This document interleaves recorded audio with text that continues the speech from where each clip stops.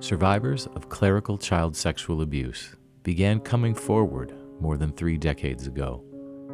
Since then, Catholic bishops and other church officials across the country have worked to control the damage with cover-ups and excuses. They claim that sexual abuse is a problem of the past, that the perpetrators have been identified, that children are safe. The story of New York priest Father Dennis Riter lays waste to these claims and shows that the problem of priests sexually abusing children is still prevalent today. Dennis Riter began his career in ministry in the Diocese of Buffalo and Lackawanna, New York in 1971 at Assumption of Blessed Mary Church with another credibly accused priest, Father Mark Friel.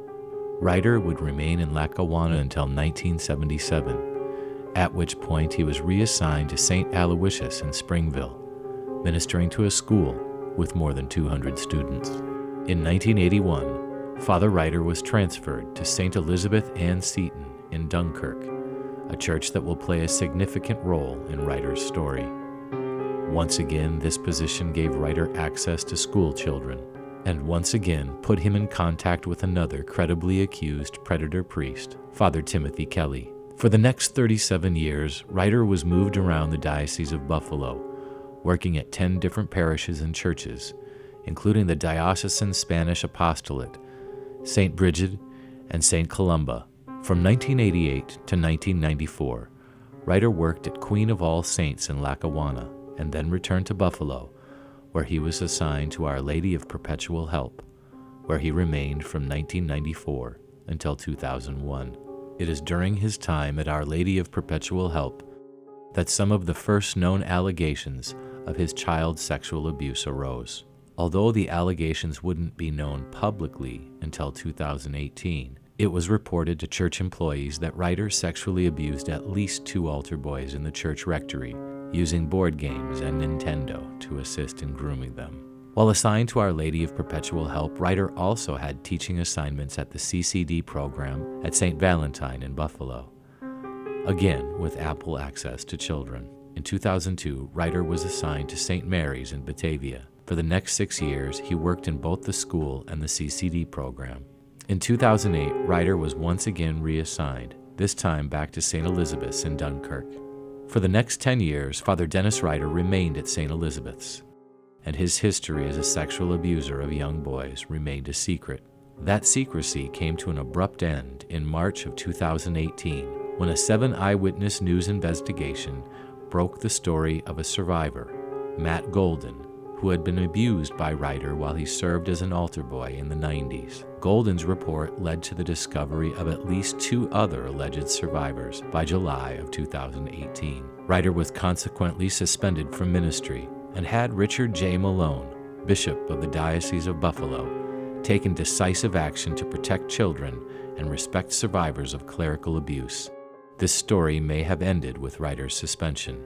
However, Bishop Malone chose to believe the words of an accused priest over those of suffering survivors. Then, Bishop Malone reinstated Riter to his post at St. Elizabeth's after just 3 months. With mounting frustration over Malone's actions and the growing number of survivors coming forward to report clergy abuse in the Diocese of Buffalo, media coverage escalated and the demand for Malone to act on the behalf of children gained momentum. Yet the cover-ups, excuses, and denials continued. Riter remained in ministry.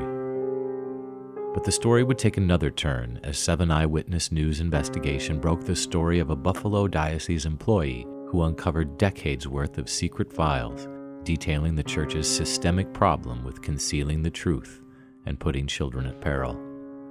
Among those secret documents was a letter written by a former seminarian detailing an incident where the seminarian walked in on Father Riter abusing a 6-year-old boy in the rectory of Queen of All Saints Church. The seminarian, who spoke on the condition of anonymity, described Father Riter as frantic and found semen on the 6-year-old's hand, hair, and shirt. He also reported that diocesan officials directed him to keep the story quiet. Since these reports broke, hundreds of news stories detailed the cover-up of Riter's legacy of abuse, which eventually led to a 60 Minutes report on Bishop Malone's continued denial of the problem. Even though Bishop Malone has received a great deal of public criticism for his gross mishandling of the sexual abuse crisis in the diocese, he has refused to step down from his position.